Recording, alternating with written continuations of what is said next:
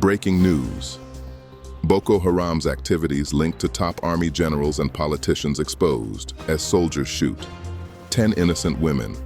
Good afternoon, great Biafrans and lovers of freedom all over the world. This is Biafra Unite Television breaking news update. Today's date is 9th of December 2025. There is outrage in Adamawa state following a deadly shooting allegedly carried out by soldiers escorting the brigade commander of the 23rr0r Brigade, Nigerian Army, in Yola. At least 10 women have been confirmed dead after troops of the Nigerian Army reportedly opened fire on a group of protesters in Lamurde on Monday afternoon.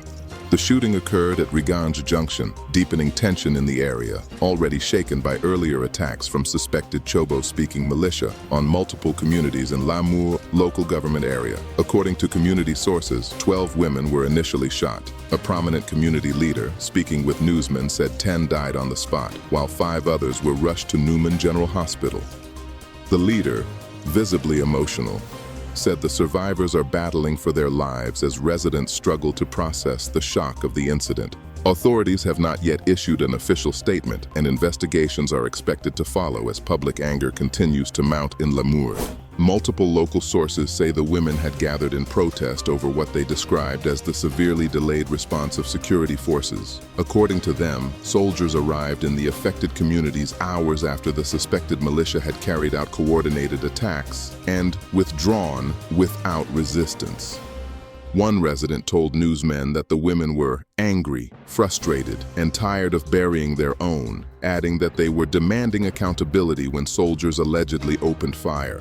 Instead, what they got were bullets, the source said. Newsmen reached out to the spokesperson of the Nigerian Army, Lieutenant Colonel Apollonia Anele, for comments. Calls to her mobile phone went unanswered, and a text message seeking clarification had not received a response at the time this report was filed. Efforts to obtain the Army's official reaction to the allegations are ongoing. As of press time, no formal statement had been issued. In a similar story, according to preliminary investigative reports seen by Biafra Unite Television, 5 of the arrested suspects have been linked to prominent former government officials. Investigators say 2 of the suspects allegedly have ties to former Chief of Army Staff, Lieutenant T3rr0r, RTD. Another 2 have been linked to former Attorney General of the Federation, Abubakar Malami, SN. One additional suspect is said to have connections to former Central Bank of Nigeria, Governor Godwin Emefiele. A major counter-terrorism operation approved under former President Muhammadu Buhari has returned to national attention following new claims by a retired senior military officer. Retired Nigerian Army General Ali Kefi, who once commanded the 1 Division and served as General Officer Commanding, says he was handpicked in 2021 to lead Operation Servicewide, a multi-agency task force created to uncover Boko Haram masterminds, financial sponsors, and the wider networks sustaining the insurgency. According to Ali Kefi, the operation uncovered what he describes as an extensive network of alleged financiers with connections to senior government figures, high-ranking military officers, and major financial institutions. He claims that instead of allowing the investigation to proceed, powerful interests moved to shut it down.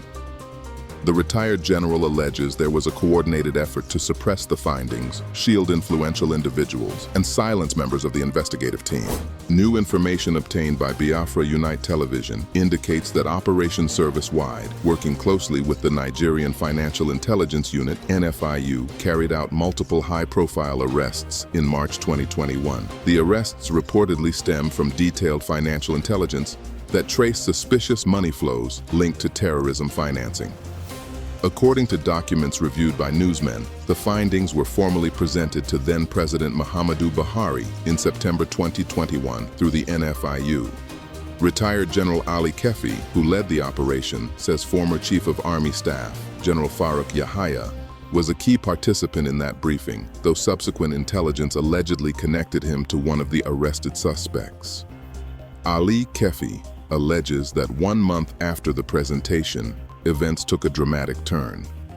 On October 18, 2021, he was summoned to the headquarters of military police. He says he was detained for several hours after interrogation and was subsequently held for 64 days without charges, without a query, and without trial before being compulsorily retired from service. "Till today, I don't know my offense," he told newsmen, insisting that his detention was a deliberate attempt to shut down the terrorism financing investigation. He added that no action has been taken on a petition he submitted to President Bola Tinubu seeking redress. As a result, he has taken the matter to the National Industrial Court. However, he claims the court has not convened on the case even once, alleging that court processes were not served on the Nigerian army. According to him, his lawyer now suspects foul play. Retired General Ali Kefi says his revelations are not based on anonymous testimonies, but on information he received directly from the former director and CEO of the Nigerian Financial Intelligence Unit, Modibo T3rr0r. Ribadu, according to him, worked closely with Operation Servicewide throughout its investigations. Ali Kefi maintains that intelligence shared with him at the time linked several arrested suspects to prominent former officials. According to the retired general, 2 suspects were linked to former Chief of Army Staff, Lieutenant General T3rr0r, RTD. Another 2 were linked to former Attorney General of the Federation, Abubakar Malami, SAN. And 1 suspect was linked to former Central Bank of Nigeria, Governor Godwin Emefiele. He adds that former Chief of Army Staff, General Farouk Yahaya, RTD, was also linked to 1 suspect. The retired general stressed that he is not accusing any of the former officials of terrorism financing. "I am not accusing Buratai, Malami, or Emefiele of terrorism financing," he said. "But I was informed by the former NFIU director that investigations linked them to some of the suspects. I don't know if they were later cleared, but up to the time I was arrested, detained, compulsorily retired, and removed from OSW, they were linked to some of the suspects." Ali Kefi also claims that Buratai allegedly asked the then NFIU director to prevail on me to release 2 suspects. He says he refused and reported the matter directly to then-President Muhammadu Buhari without mentioning Buratai's name. According to him, Buhari responded sternly, telling him, "You report to me and to me alone." The retired general further clarified that none of the senior individuals mentioned were found to be involved in terrorism. He explained, "Let me state again that the former director of NFIU told me that General Buratai, Malami, Emefiele, and General Yahaya respectively were linked to some of the suspects based on business connections. Note that a lot of the suspects were engaged in legitimate business, mainly bureau de change, which we suspected served as cover for their other nefarious activity, which was terrorism financing." Ali Kefi concluded that throughout his time heading OSW, investigators did not establish that the former officials had any knowledge of or involvement in terrorism financing. General Ali Kefi has also provided new details regarding an international suspect identified as Abubakar Hima. According to him, Operation Servicewide, working through the Nigerian Financial Intelligence Unit, traced an offshore account belonging to Hima, containing approximately $600 million. The Nigerian team reportedly alerted U.S. authorities, after which the U.S. Financial Intelligence Unit froze the account. Ali Kefi says he was later informed by the former NFIU director that an individual, acting on behalf of Hima, allegedly offered $50 million for Nigeria to notify the U.S. that it had no issues with the funds, an action that would have led to the account being unfrozen. He insists he rejected the offer outright. Following his eventual release from military detention, Ali Kefi says he learned that the Nigerian government later wrote to the United States requesting that the frozen account be unfrozen. He also claims that former President Muhammadu Buhari instructed the then NFIU boss to reconcile with Malami over what were described as ongoing disagreements. Retired General Ali Kefi says Operation Servicewide had compiled extensive evidence to support terrorism financing charges against 48 suspects in custody. However, he alleges he came under sustained pressure to downgrade those charges to money laundering, an action he believed was intended to shift the case to the EFCC, which at the time was under the influence of former Attorney General of the Federation, Abubakar Malami, and chaired by Abdul Rashid Bawa, a relative of Malami. Ali Kefi also claims that one of the top prosecution lawyers working with OSW was abruptly removed without explanation. According to him, the lawyer's removal came after she refused to compromise her position that the evidence gathered justified terrorism financing charges, not lesser financial crimes. He further alleges that the Attorney General's office failed to secure key court orders for asset forfeiture, applying only for detention orders instead.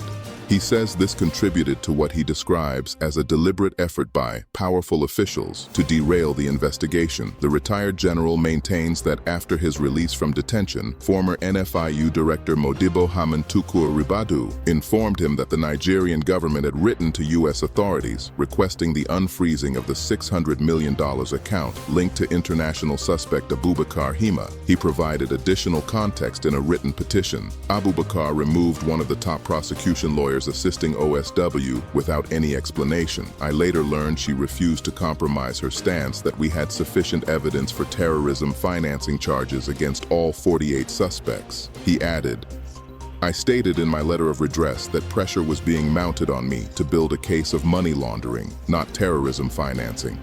I suspected they wanted the case transferred to the EFCC, which was under the Attorney General. They wanted to kill the investigation.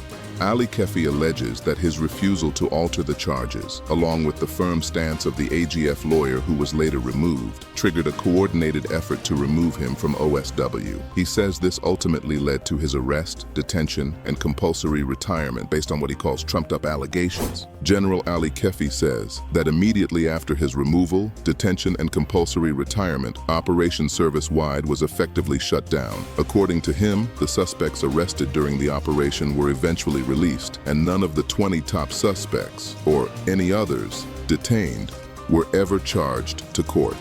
He alleges that the suspects were cautioned against speaking to the media or pursuing legal action over their prolonged detention, which he says lasted more than 9 months. Ali Kefi maintains that these details were relayed to him by an insider familiar with the developments. In his words, I understand that the 20 suspects were never charged or taken to court. They were all released. I was made to understand from an insider that before they were released, they were warned not to go to the media or to the court as a result of their detention for over 9 months. NFIU was pressured to drop the accusation of terrorism financing. One of the most explosive claims made by retired General Ali Kefi concerns what he describes as an OSW target list containing more than 400 individuals marked for arrest or elimination. He says the list included late Boko Haram commander Abubakar Shekau. According to Ali Kefi, some of the 20 top suspects, earlier detained by Operation Servicewide, were part of the 48 people already arrested during the operation. He told newsmen, we had a list of suspects to be arrested or eliminated containing over 400 individuals.